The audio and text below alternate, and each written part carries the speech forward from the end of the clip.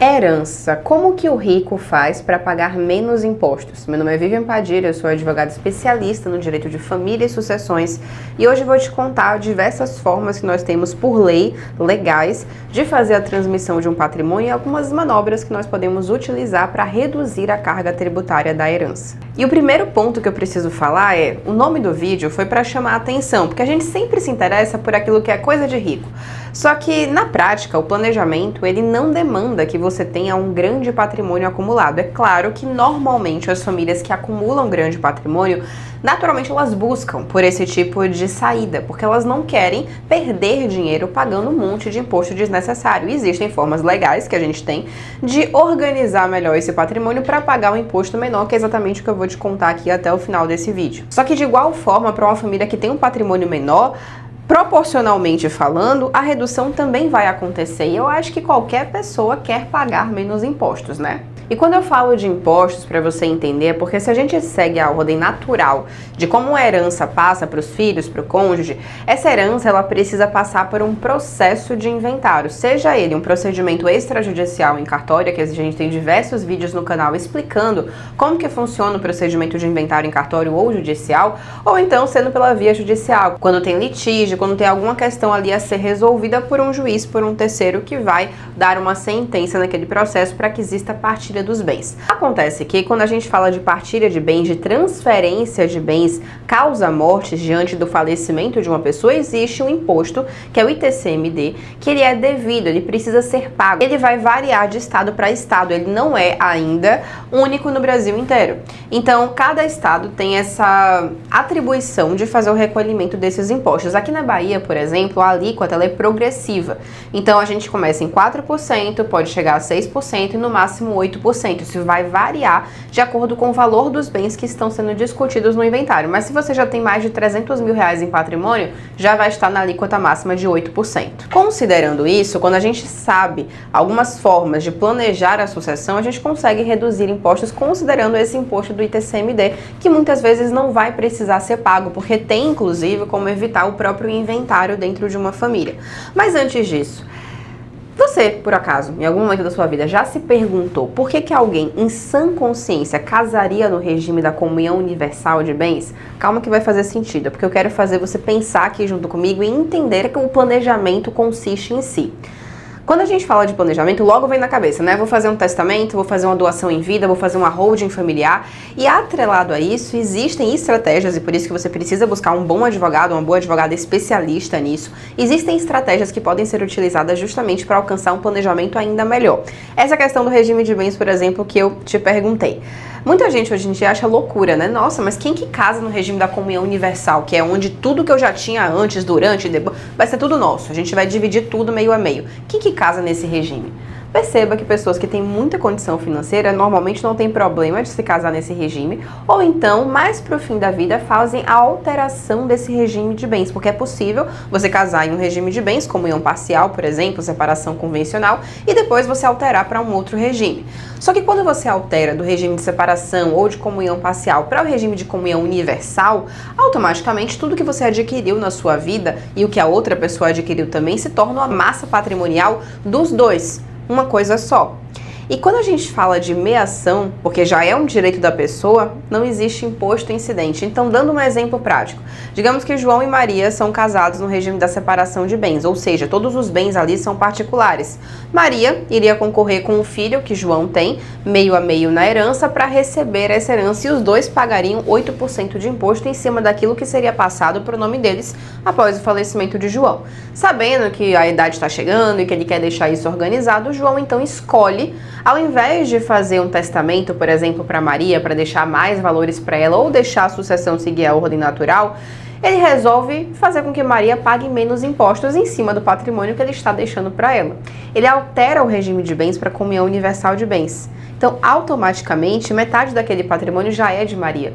Quando ele falecer, vai ter que fazer o inventário, sim, se ele não deixar organizado de uma outra forma, que a gente já vai falar.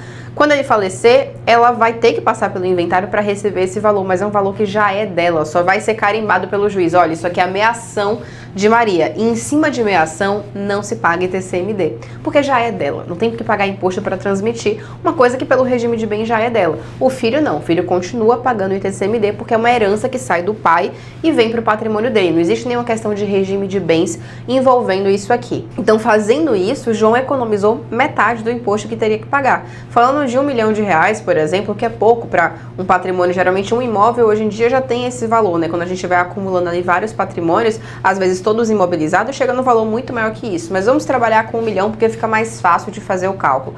Digamos que fosse R$1 milhão esse valor, R$80 mil teriam sido economizados. Aí você vai multiplicando isso na medida que os milhões vão aumentando do patrimônio que foi deixado pela família. Atrelado a isso, da alteração de regime de bens, que é uma estratégia para se reduzir essa carga tributária, também existem outras estratégias para você organizar melhor o patrimônio. O testamento, por exemplo, e tem um vídeo completo falando sobre testamento aqui no canal, o testamento, ele não impede a carga tributária. Na verdade, você vai precisar, de qualquer forma, abrir o testamento após o falecimento e depois abrir o inventário. Então, o imposto, ele se mantém. O que o testamento faz é organizar melhor a vontade do testador, dentre outras questões extrapatrimoniais, reconhecimento de filho, coisas que podem ser trazidas ali que vão muito além de só deixar um bem para fulano e para ciclano. Mas não é o tema desse vídeo. Agora, quando a gente fala de doação em vida, o cenário muda. Porque o imposto de doação atualmente é diferente em diversos estados do que é o imposto de transmissão causa-mortes. A gente fala do ITD, que é o imposto de doação, e o ITCMD, que é o imposto de transmissão causa-mortes. Aqui é falecimento, aqui é doação em vida, entre vivos, certo? Se uma pessoa está querendo, já sabe que tem um patrimônio, tem um imóvel que não vai querer vender, que é uma herança que ele quer deixar para o filho. Para que deixar esse patrimônio entrar em um inventário, passar por um procedimento burocrático, o filho ter que contratar advogado, pagar muito mais caro para fazer o inventário, porque é um procedimento burocrático demorado, os advogados cobram mais caro de fato para fazer, e além disso pagar 8% de imposto sem necessidade. João, nesse mesmo exemplo, para o filho dele, poderia adiantar a herança em vida, fazendo a doação em vida, colocando diversas cláusulas que protejam o patrimônio, que protejam João enquanto ele estiver vivo, como a reserva de usufruto, ou seja, olha, estou passando esse imóvel aqui para o meu filho Marcos. Meu filho Marcos já vai ser o proprietário desse imóvel em vida e com isso, aqui na Bahia, por exemplo, ele vai pagar 3,5% de imposto e não 8% em caso de falecimento. Ele economiza mais da metade fazendo a doação em vida de 1, 2, 3 imóveis, tudo que ele quiser e que ele puder doar respeitando a legítima. Então ele pode falar, olha, eu vou fazer a doação desse patrimônio para Marcos, no entanto, eu quero continuar até o fim da minha vida morando aqui e ninguém me tira. Ou então eu quero continuar recebendo os aluguéis desse apartamento na minha conta até o fim da vida. Ok, reserva de usufruto vitalício, cláusula instituída, Marcos vai ficar como proprietário, João não pode mais vender o bem, mas fora isso, João pode fazer tudo o que quiser com o bem porque ele tem a cláusula de usufruto. E tem diversas outras cláusulas de reversão, a cláusula de inalienabilidade, comunicabilidade, penhorabilidade, tem várias cláusulas que podem ser trazidas e devem ser trazidas